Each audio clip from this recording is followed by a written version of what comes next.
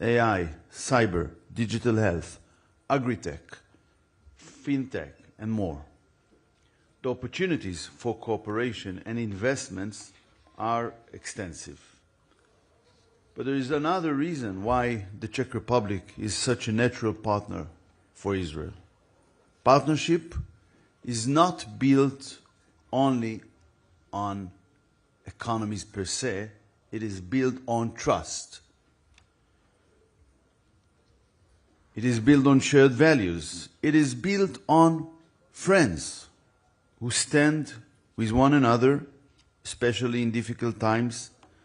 And this friendship between Israel and the Czech Republic is a very stable friendship. It was stable in the past, it is stable in the present, and all the indications it will continue to be stable in the future, because it's not only friendship between certain governments, but between the peoples themselves. And therefore, for business people, and you arrived here in an impressive number, it is important to make business in a stable environment, and a stable environment for the long run. And this is also, I believe, a good recommendation. I want to thank you, my friend, Deputy Prime Minister and Foreign Minister Petr Macinka, for your personal friendship with Israel. I also want to thank the Czech Republic and the Czech people for their firm and long-standing principled support for Israel in Europe and on the international stage. Our friendship is not new. It is rooted in history, strengthened by a common belief that free nations must stand together against those who seek to destroy them. The Czech Republic has demonstrated and demonstrating moral clarity, strategic wisdom, and true friendship. I believe that it is a common belief that, I will put it differently. I believe defending the case of Israel is defending the case of democracy, of free societies. It is more than our issue. And with the given history of the Czech Republic itself, they probably know to define that much more than other nations who fail to do so. The economic relationship between Israel and the Czech Republic already stands on strong foundations, but together we can achieve much more. We can combine Czech industrial excellence with Israeli innovation. We can bring together Czech manufacturing and Israeli technology. We can create partnerships in many fields. And I was very happy to see also yesterday in the reception so many distinguished and important persons from our defense leading companies.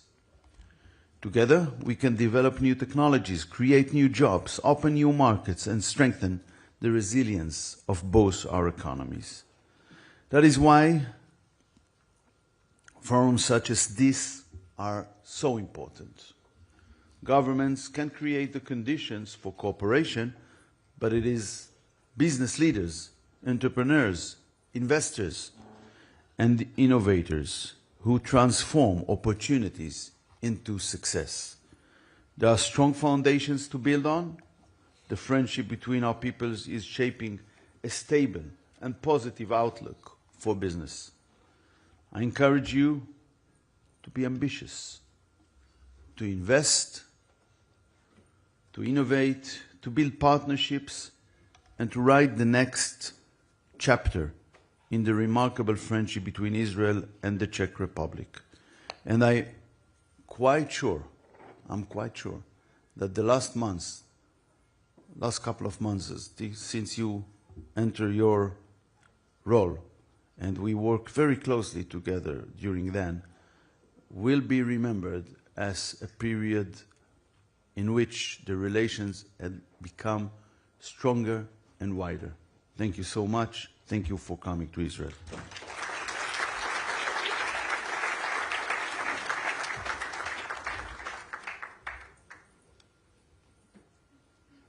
Thank you very much, Minister Saar, for your inspiring remarks.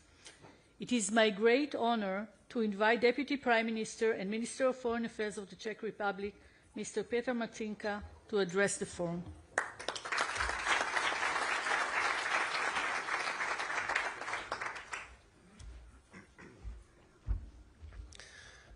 So, dear Gideon, Excellencies, distinguished guests, ladies and gentlemen, it is a great pleasure to welcome you all here today, and in particular all the companies, institutions and business representatives from both countries who have joined us today. The strong participation, this strong participation demonstrates the growing interest in Czech-Israeli economic cooperation and the tremendous potential that exists between our two economies. Today's forum is not a standalone event. It builds on the strong momentum created during Minister Saar's visit to Prague in May, when we jointly opened the largest Czech-Israeli Business Forum in Prague, bringing together more than 50 Israeli companies and institutions and around 150 Czech business representatives. The success of that event clearly showed that businesses on both sides are eager to deepen cooperation, establish new partnership, and identify new opportunities for growth. But our ambition goes beyond networking and discussion. We want to see concrete results, new contracts, joint projects, research partnerships, investments, long-term business relationships, or maybe one day some common investment fund. Success will not be measured by the number of participants in this room, I have to say, but by the cooperation that emerges from today's meetings. For example, the emerging cooperation between Škoda Auto and Israel's Innovation Base Camp demonstrates that innovation diplomacy can help create concrete economic opportunities, strengthen our technological competitiveness, and deepen strategic partnerships with key innovation partners. The Czech Republic and Israel are close partners and allies. It's, I think, now the whole world must see this happens. We enjoy excellent political relations built on shared values and mutual trust. But we also have economies that complement each other exceptionally well.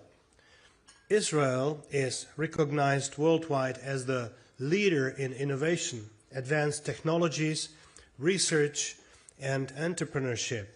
The Czech Republic offers a strong industrial base, highly skilled professionals, world-class engineering and manufacturing capabilities, and access to the European single market. At the same time, Czech act not only as a suppliers of product and services, they are investors, innovators, and equal partners capable of developing technologies, building production capacities, and creating long-term value together with their Israeli counterparts. Looking at the companies gathered here today, 4 sectors stand out in particular: cybersecurity and digital technologies, healthcare and biotechnology, defense and security, and transport and logistics. These are areas where our cooperation can deliver tangible results for both countries.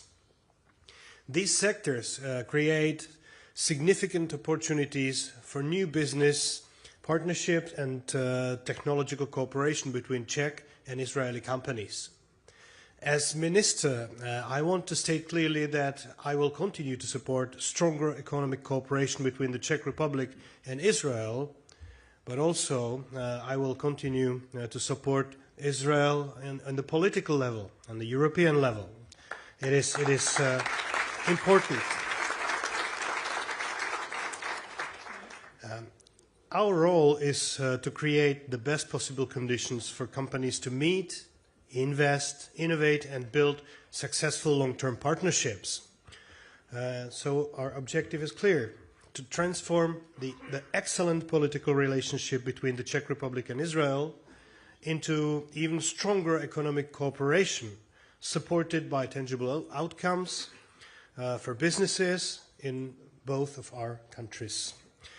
In today's discussions lead to new investments, if today's discussion leads to new investments, new technologies, new jobs, and new business partnerships, then this forum will have fulfilled its purpose. And I'm sure that when we are getting back on the plane, so I will definitely talk to all of the people from my delegation to make some control inspection of how successful you were and how busy are you going to be after we get back home. So thank you again, and thank you again for being here. Thank to the organizers very much, and I wish your today's meeting a huge success. Thank you.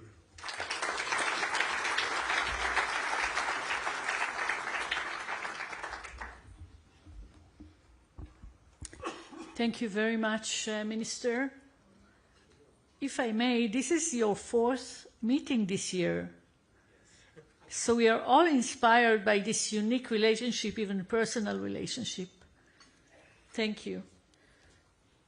We will now proceed with the signing ceremony of the joint declaration between the Ministry of Foreign Affairs of the State of Israel and the Ministry of Foreign Affairs of the Czech Republic.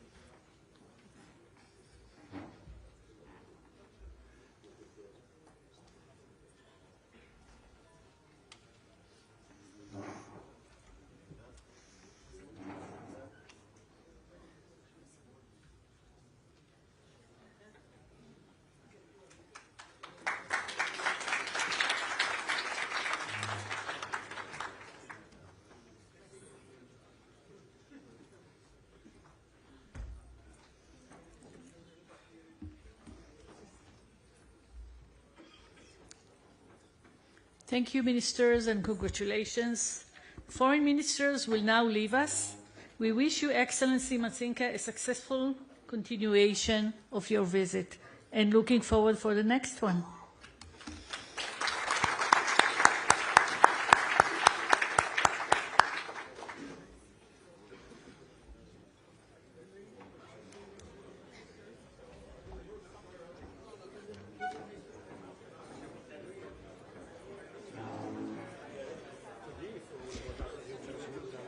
Please remain seated.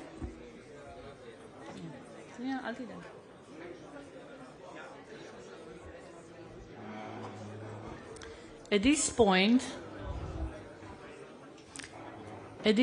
we will proceed to the second part of the program. On your tables, you will find the agenda